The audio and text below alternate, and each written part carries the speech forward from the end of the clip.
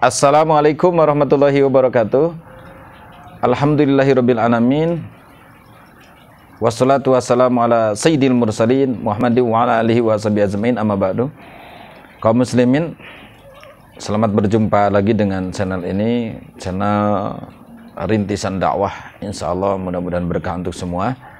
Nah, maka alangkah lebih baiknya untuk sama-sama subscribe, like and channel, like and share. Para kaum muslimin, akan saya sedikit urai tentang pernikahan. Pernikahan itu sebetulnya disyariatkan bukan zaman akhir ini, zaman baginda Nabi saja, tapi dari semenjak Nabi Adam, pernikahan itu udah ada. Bahkan dalam beberapa keterangan ulama, sampai di surga pun akan ada pernikahan dan dibolehkan adanya pernikahan di surga. Selanjutnya ada hikmah tentang disyariatkannya pernikahan. Minimal ada 3 hikmah kenapa disyariatkan pernikahan. Hikmah yang pertama itu adalah untuk hifdun nasab, artinya menjaga keturunan. Kedua itu ikhrajul ma'i yadiru ihtibasuhu, artinya mengeluarkan cairan, di mana cairan itu akan menjadi madorot, akan menjadi bahaya terhadap tubuh ketika tidak dikeluarkan. Ketiga adalah nailul ladzat, untuk mendapatkan kenikmatan. Selanjutnya perlu diketahui, di lapangan pada prakteknya pernikahan itu hukumnya ada 5. Satu, ada pernikahan yang wajib. Bagi siapakah? Pernikahan yang wajib adalah bagi seseorang yang secara korena akan sangat mungkin jika akan terjadi perzinahan. Nah, maka untuk menghindari begitu besarnya dosa dan mandatnya perzinahan, bagi orang tersebut wajib menikah. Kedua adalah termasuk wajib juga bagi seseorang yang nazar akan menikah. Selanjutnya dia punya kemampuan, maka orang tersebut yang nazar tersebut wajib itu hukumnya nikah. Kedua, hukum nikah itu sunnah, artinya mustahab, artinya dianjurkan.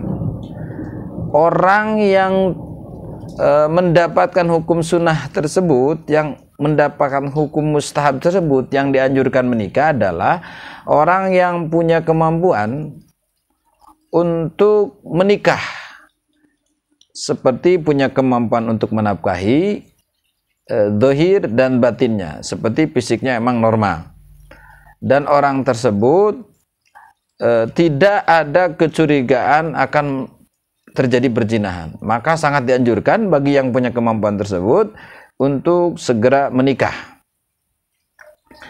Ada juga hukum pernikahan itu adalah makruh.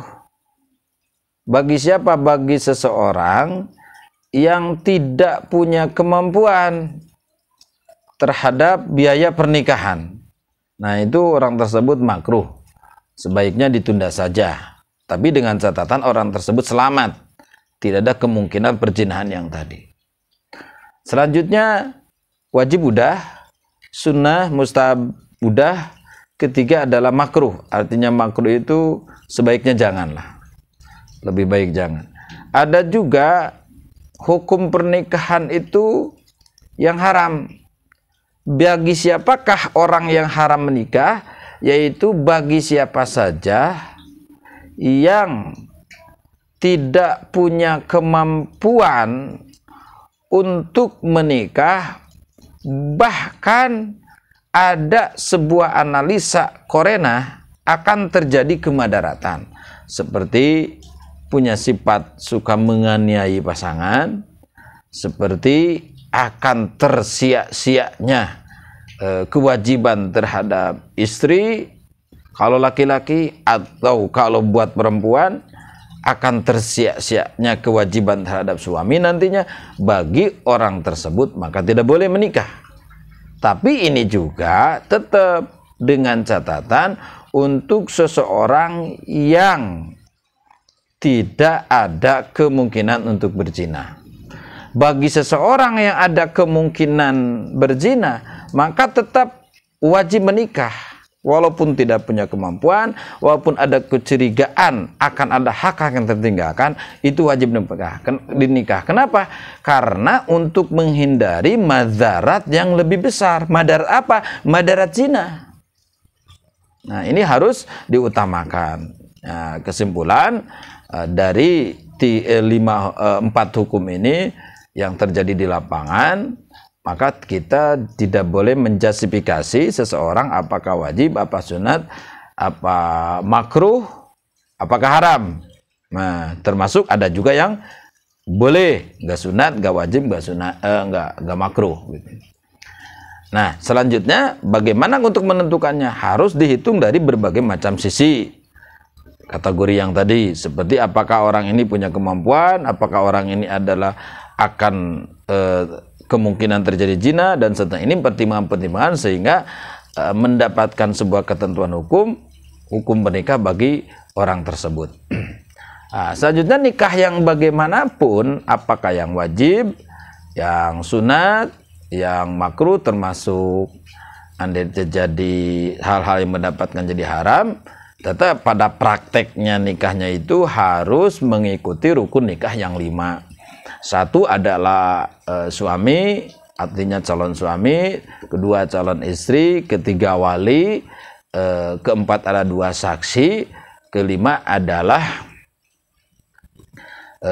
ijab dan qabul. Perlu diketahui bahwa syarat suami itu jelas, bahwa suami itu harus muslim. Terus suami tersebut tidak boleh mempunyai istri sebelum pernikahan tersebut 4. Kalau di bawah 4 menurut syariat masih diperbolehkan. Itu adalah sebuah hikmah yang Allah Maha mengetahui.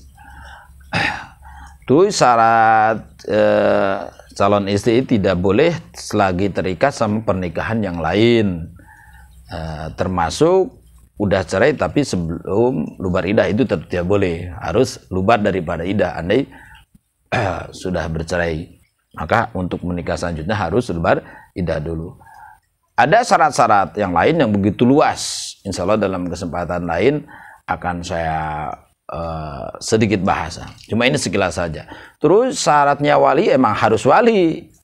Tidak boleh seorang bapak angkat atau bapak tiri, tidak boleh. Itu tidak ada hak wali.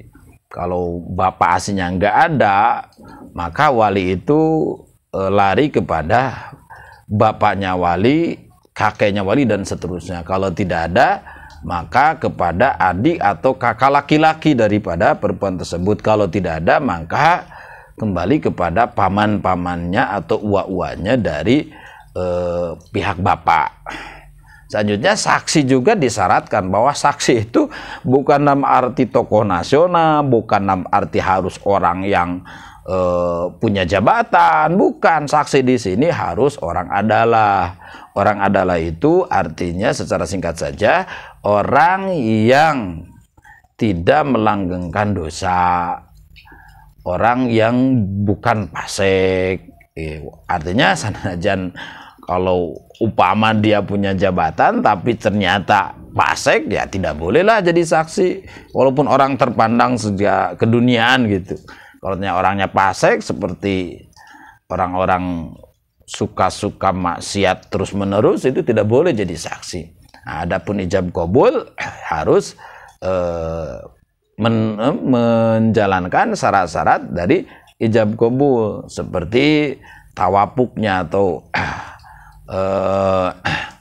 sesuainya perkataan wali dan qabul dari pihak laki-laki. Jangan sampai si wali mengatakan anaknya hindun, ternyata si laki-laki atau pengantin laki-laki menjawab bahwa bukan hindun, kayak seperti namanya Fatimah. Nah, itu juga boleh. Banyak lagi pada prakteknya. Insya Allah dalam kesempatan ini kita akan sama-sama bahas. Terima kasih. Wassalamualaikum warahmatullahi wabarakatuh.